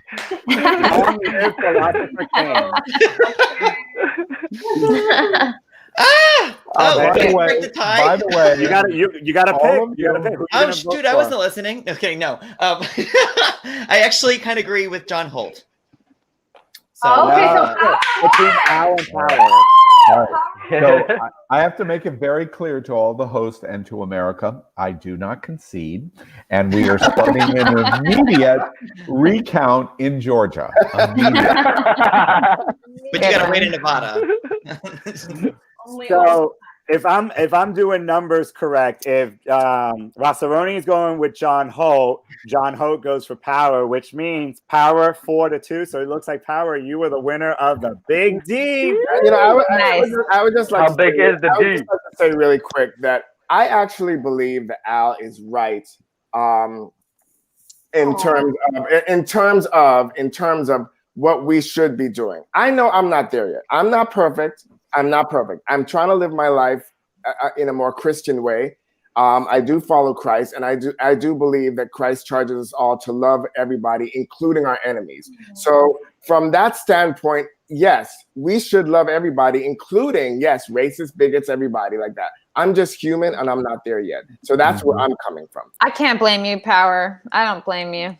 You know, can I just really briefly say, it's one of the things that we've learned in 2020, and I've learned very clearly from my seat, in terms of trans, in terms of women, in terms of Black, in terms of Latino and other minorities, even being gay, LGBT gay, I have a privilege that others don't have. And what I've learned this year is that's very sad. At least I understand that privilege. And that's the first step of changing that privilage. Yeah. Clearly, that's what Power just said. We have to speak up. Yes, exactly. For sure. Needs to be said. Yeah. Yep. All right. So again, round of applause for the Big D. That was our first time doing it, you know. Well done, Power. Stay tuned for. Wait. Biden recount is underway. Don't call anything yet. It's underway. We're holding our breath, waiting for Trump to end up winning. Technically, I didn't cast a vote. I only voted for the mayor. I didn't vote for the candidates here. And Gordon, you're part of the 11%. And Gordon just texted me. He'll be doing by mail, so we'll receive it when it gets there. 7 Well, days it's from voted for now. Mona Lisa. Oh yeah. Well, we'll push that into the Supreme Gordon, Court. if you want to put your vote in the chat, I'll happily share it. Right. All right, so that's going to take us to our final topic of the night. We've been having a great discussion here. So our third discussion is what I call the personal story experience topic, and this one is about coronavirus and a possible vaccine. So let's talk COVID. Power. Yeah, so let's talk COVID. So our final topic of the week is on Pfizer. Pfizer came out and said that they have a potential vaccine that may be more than 90% effective. But how confident are you in the vaccine? Would you take it when released? That's the question. Nope. Let's open up the floor, and then we're gonna get Power's view on that at the end. So who wants to? Somebody was really quick. I'll weigh in. So my uncle is an infectious disease doctor, and he even said, they've been rushing everything out. Sure, it might be 90% effective, but they have not at all tested the long-term effects of it. So, I get that we need a vaccine so that we can return life to normal, but I don't think it's a fair trade-off without knowing what we're actually putting in our body. I'm not saying I would never do it. I just think that more thought needs to be put into it instead of, oh, hey, let's rush it because everybody wants to get back to life as normal. Right. I'd say this about that. If I was 75 years old, I would take that vaccine in a heartbeat and twice on Sunday, because I don't care about the long-term effects at that point, except that I'm going to live if I get the virus. So, yeah. I am absolutely not going to take one because the last time I took a vaccine, it was, I took the rabies one. They took me one for heartworm. What was the other one? It was canine parvovirus. It was all these crazy things. The doctor was in a back alley. I don't know, but I feel healthier. But I also felt really horny, and I felt like my coat had a nice. The shot was in the back alley, or you took the shot in the back alley? It was a little Your bit coat of both. does have a nice shine. You're right about that. I hate to be Debbie Downer. I really do. I hate to be Debbie Downer, but I will say it. I will say it, and I'm Debbie Downer here.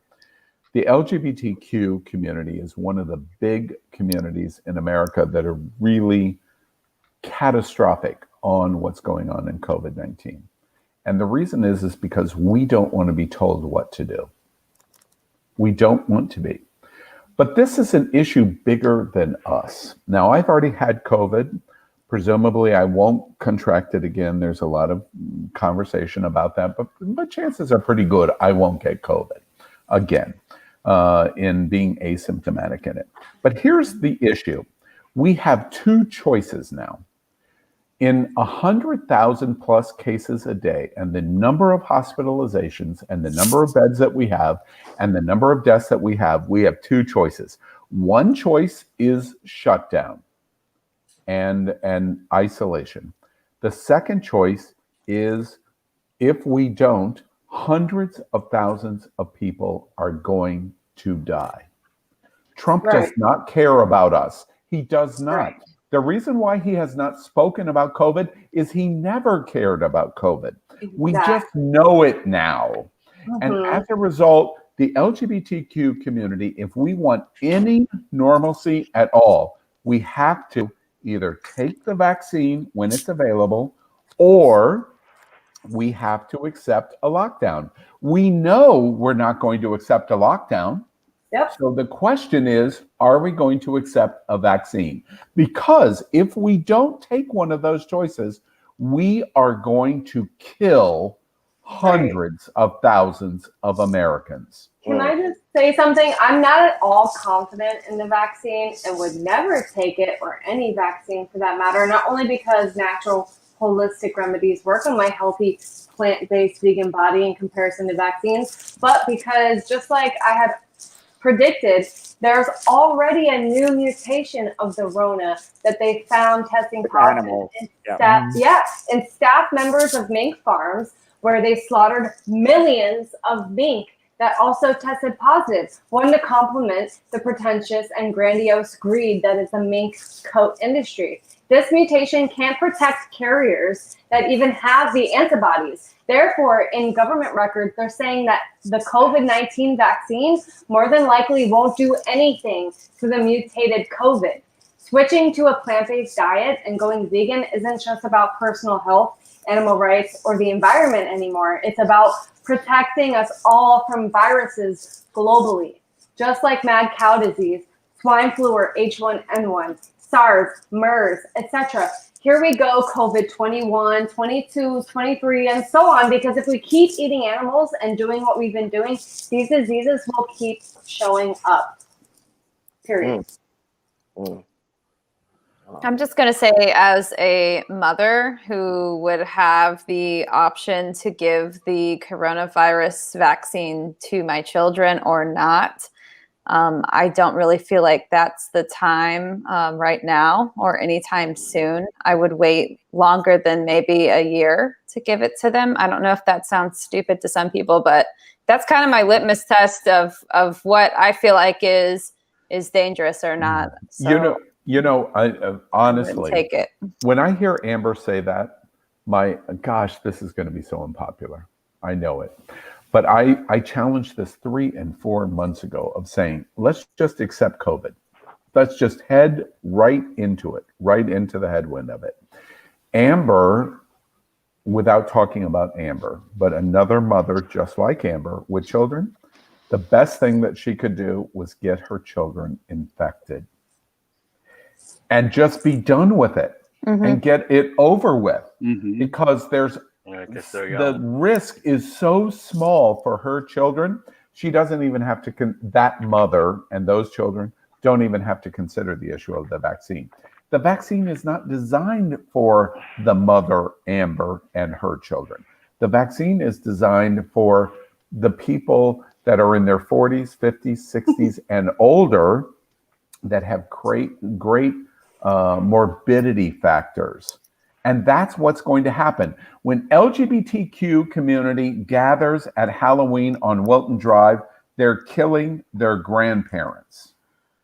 That's what the vaccine is designed to do.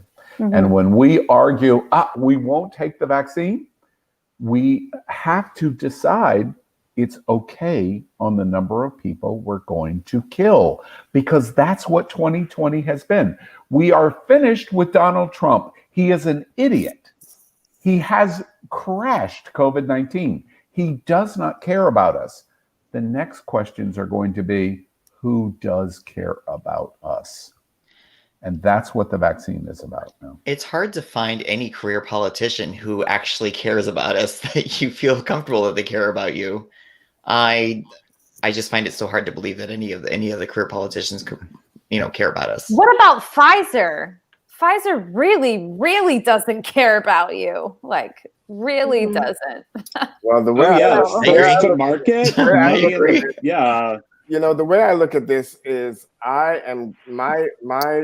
game plan is this: when this vaccine comes out, I'm gonna let some of y'all take it first. Exactly. See, I'm with Amber. Let me wait, see who dropped dead. 1 year. And Who gives a second head? And then Amber and Power are going to give each other a high five and say, "We did it, girl. We did it." and then if y'all all right, then maybe I'll take a test. Y'all don't know this, but Power sent me a text that said, "Wow, Pfizer's got a vaccine. I want you to take it first." You be my Jenny. Hey. Let's bring Randy. What's your take on this topic? I would agree with Amber and Power. I would wait it out until see what happens to other people that takes it first, and then take it if it's safe. So it makes our seniors guinea pigs. Right? I mean, that's not great, but I guess it's better than nothing. And this doesn't segue by any means. When I'm willing to take it, and I would wait. So the other people's effect on it. You're the last one up. Well, I mean, like I said before, I think the older people, the risk reward is better, right? If you're 70 or 75, you're going to take it because your choice is death.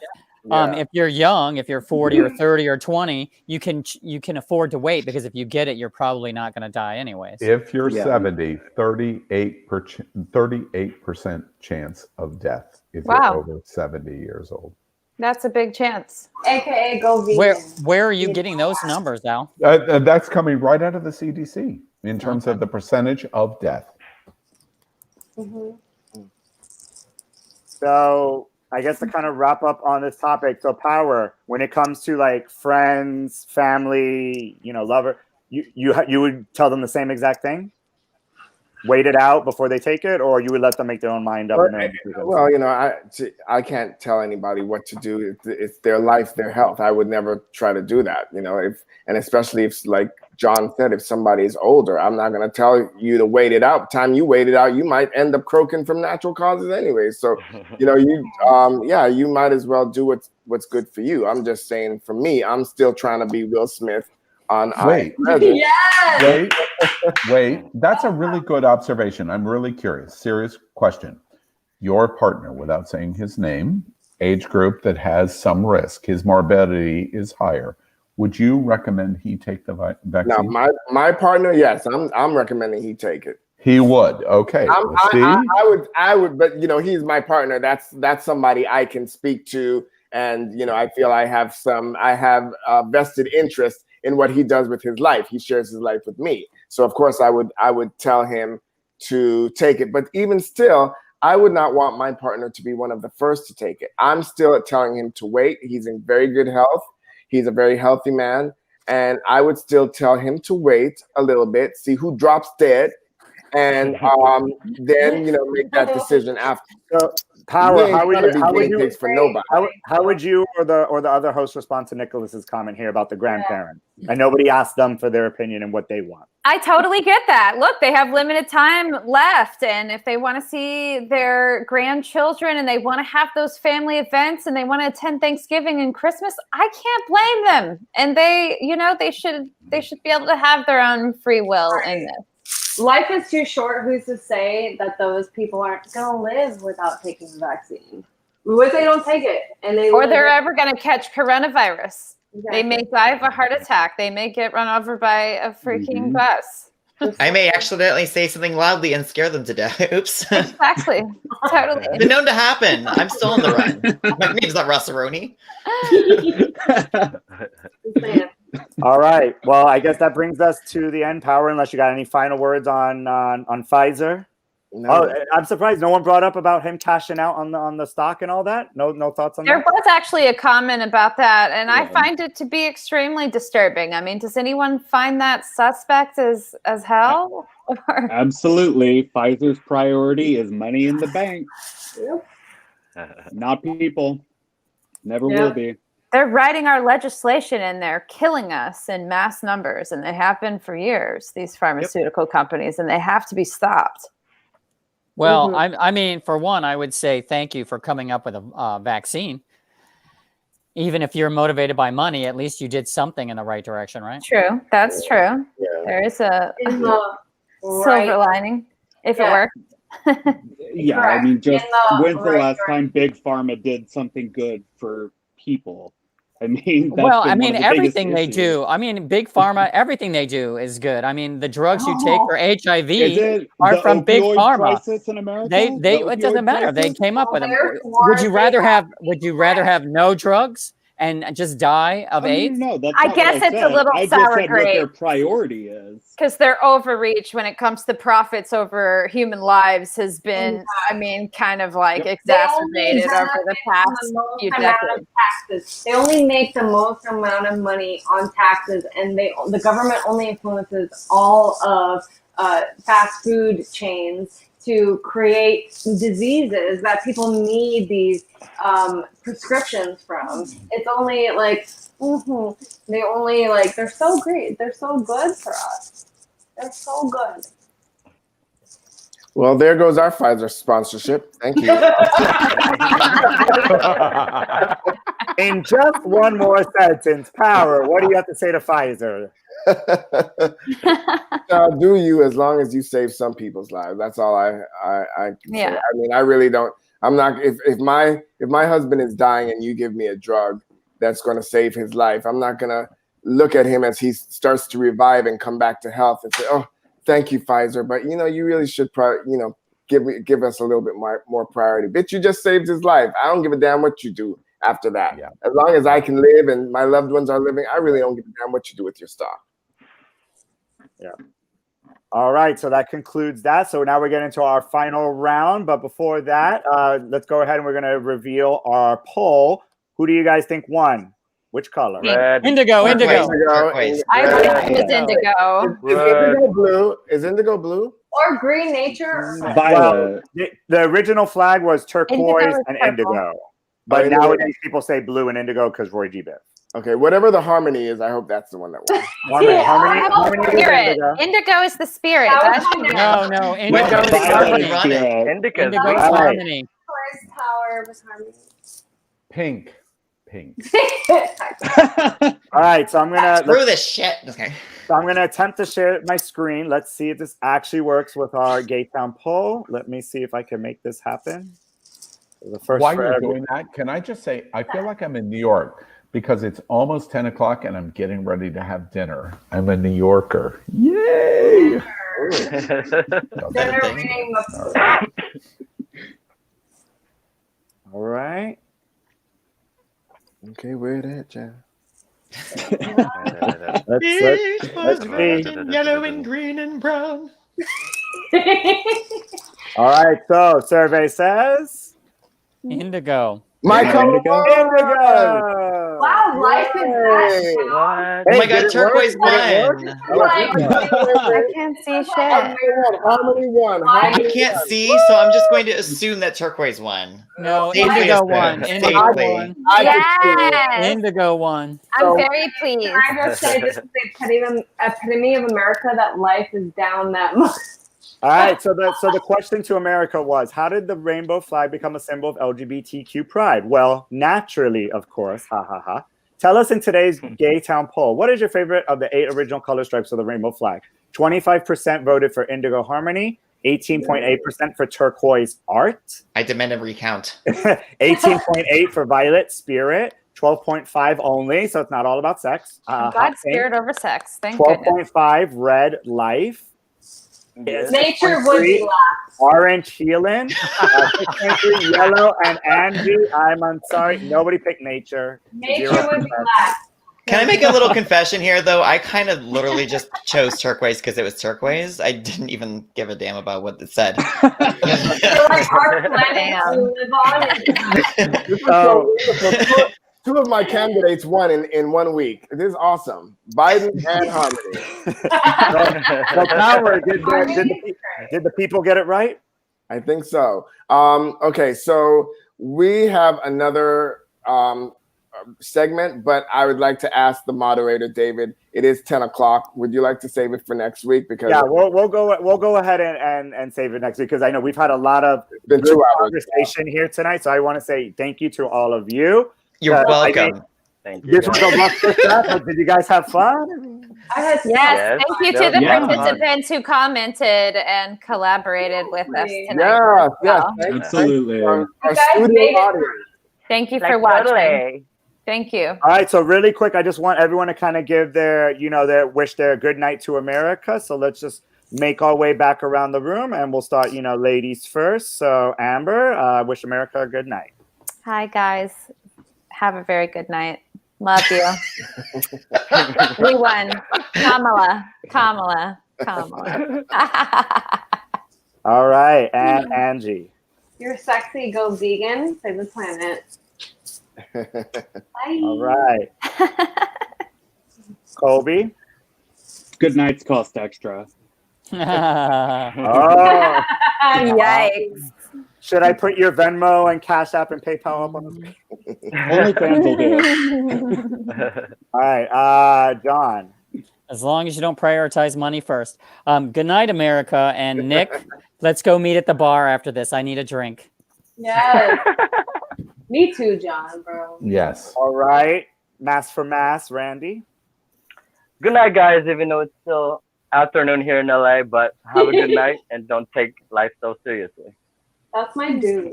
And let's ask very quietly because I think he's sleeping. Wake up, wake up. I didn't break it. Oh. Good night. Love. Yes, Rosaroni. I love it. All right. And Al got booted out, so I guess we don't get a good night from him. And wait, you could do Al's impression. In just one sentence. Good night, America. You have been watching Gay Town Hall. Well, that was just as boring as Al. Good job. I can't make my voice go down that low, though. Oh my God! Yeah, it's very much. And of course, a huge round of applause for our lead host tonight, Miss Power Infiniti. Everyone, round of applause. Power. Good Power. Let's take the children home. How do you want to wish good night tonight? Well, being that I actually started this hourglass the other side up, 2 hours later, it finally got all the way down. So definitely a good night to all my co-hosts and good night to all you children out there. See us next week. Power. I love you, Power. And me as the new moderator, again, first rough draft. I hope made you guys laugh a little bit, had a little bit of fun. I mean, you got to see Power squash Al in the big D. I mean, no, he took the big D. He took the big D. I mean, I got off on that. They all do, honey. They all With do. no lube. That's right. No lube. Just Whoa. Anyways, I just want to say I'm your moderator, David Quinones, and thank you so much, America. Good night, and we'll see you next week. And our lead host will be Ty Hauser, leading next week.